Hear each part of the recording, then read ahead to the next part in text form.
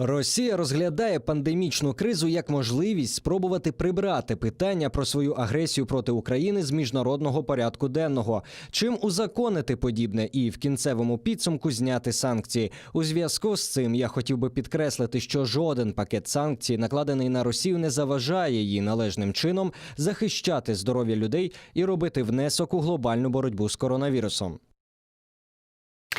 Как Украина должна разговаривать со своими западными партнерами, чтобы они не попадались под эти уловки Российской Федерации, которая пытается, использовав коронавирус, снять с себя санкции?